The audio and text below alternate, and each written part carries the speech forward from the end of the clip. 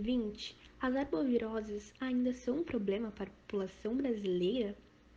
Bom, o número de casos notificados de dengue, zika e chikungunya até abril de 2020 no Brasil alcançou mais de 660 mil casos, refletindo um ano difícil para as arboviroses em nosso país.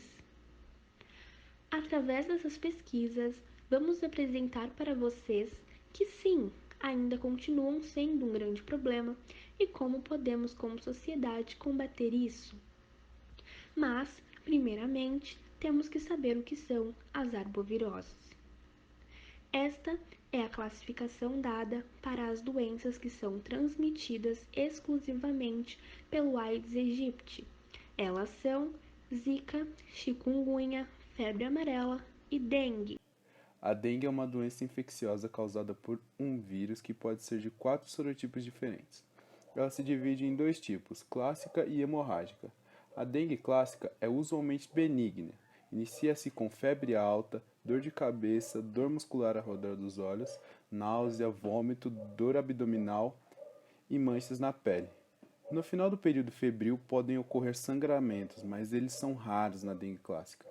Na dengue hemorrágica, os sintomas iniciais são os mesmos da dengue clássica, porém evoluem rapidamente para manifestações hemorrágicas de gravidade variável. Chikungunya. A chikungunya é uma arbovirose causada pelo vírus de mesmo nome, da família Togaviridae e do gênero Alphavírus. A febre chikungunya foi identificada na África na década de 1950 e no Brasil, os primeiros casos de transmissão em território nacional foram em setembro de 2014, no Amapá. Para o diagnóstico da doença, é preciso se submeter a um exame de sangue que revela se há anticorpos contra o vírus. Hoje, há testes sanguíneos rápidos disponíveis na rede pública capazes de diferenciar os vírus da chikungunya, da zika e da dengue. O Zika se constitui por um vírus envelopado da cadeia de RNA simples da família Flaviviridae e gênero Flavivírus.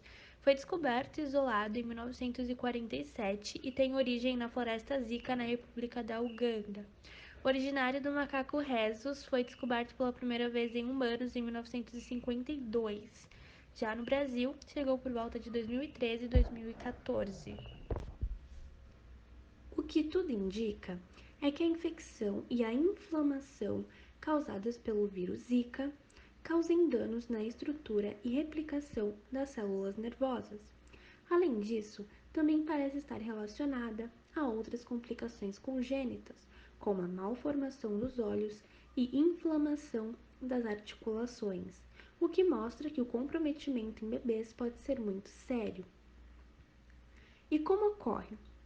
O vírus, ele passa pela placenta e vai então se acometer ao tecido cerebral, de uma forma que vai desacelerar o crescimento dos neurônios e células que existem.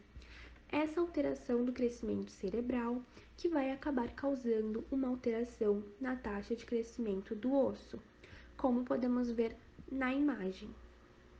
Febre amarela. A doença teve origem na África, de onde se espalhou para a América do Sul, através do comércio de escravos no século XVII.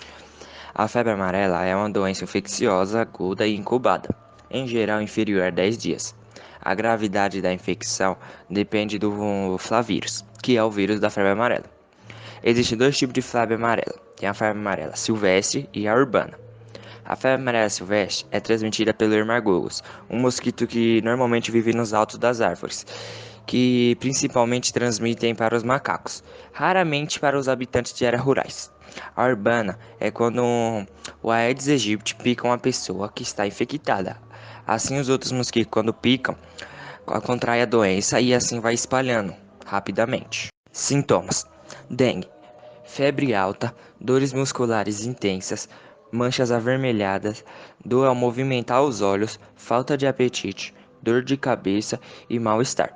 Alguns sintomas de alerta: sangramento de mucosa ou outra hemorragia, vômitos persistentes e dor abdominal intensa e contínua.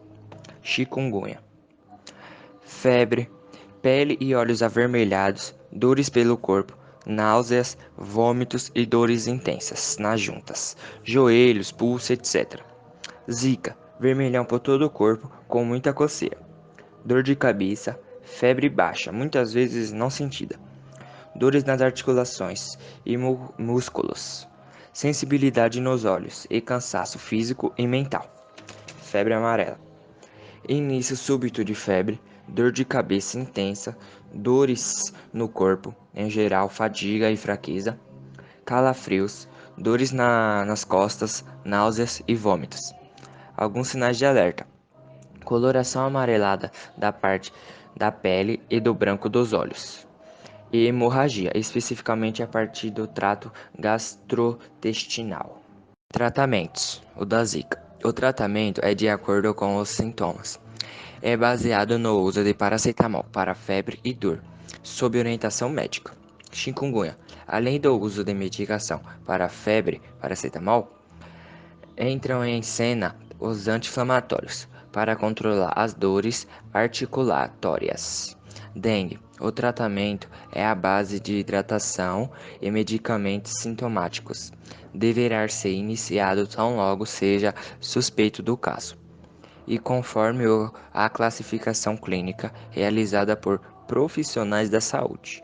Febre amarela.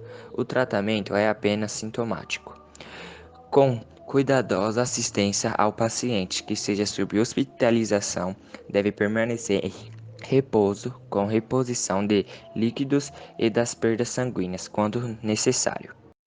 Aedes aegypti. O Aedes aegypti é um mosquito transmissor da dengue, febre amarela urbana, zika e chikungunya.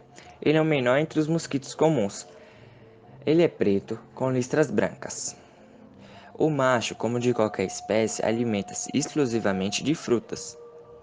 Já a fêmea, no entanto, necessita de sangue para o amadurecimento dos ovos, que são depositados separadamente nas águas paradas. Em média, cada mosquito vive em torno de 30 dias, e a fêmea chega a colocar entre 150 a 200 ovos nesses dias. O mosquito do Aedes aegypti é originalmente do Egito, na África, e vem se espalhando pelas regiões tropicais e subtropicais do planeta, desde o século XVI no Brasil.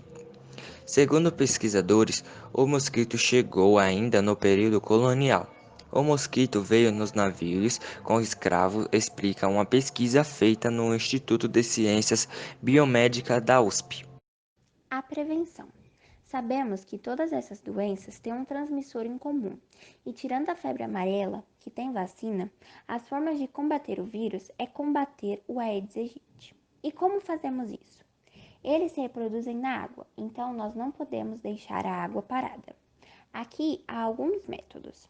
Por exemplo, deixar barris, tonéis e caixas de água tampados.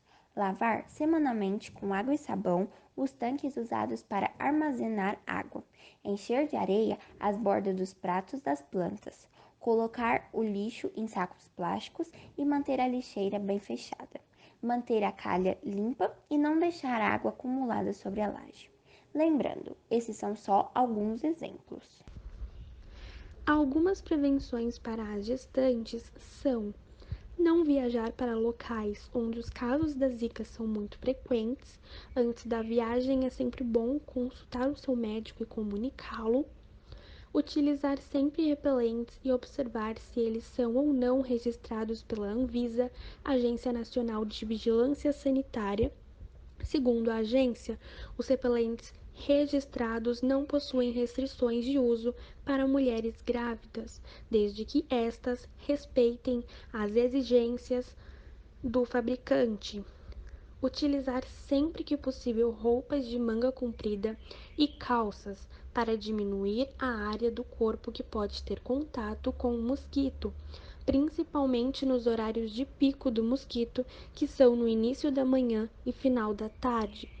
E também cuidar sempre de sua casa, evitando acúmulo de água parada. O impacto das arboviroses no Brasil.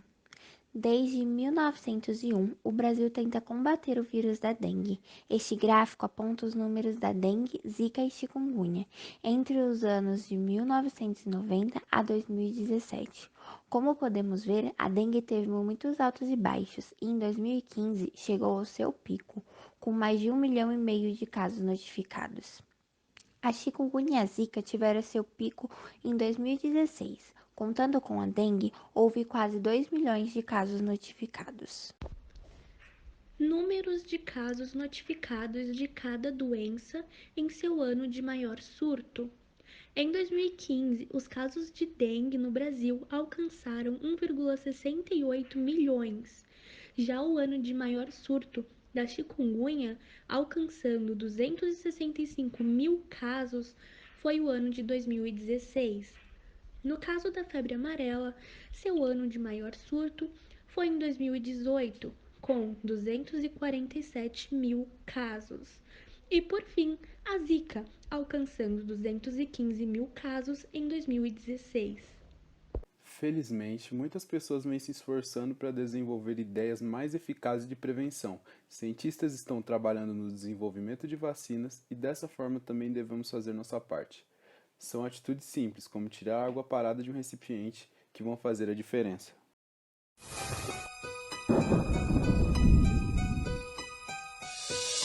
Vem com a raquete, inseticida pra cima de mim. Pega dengue, pega zika, te peguei assim.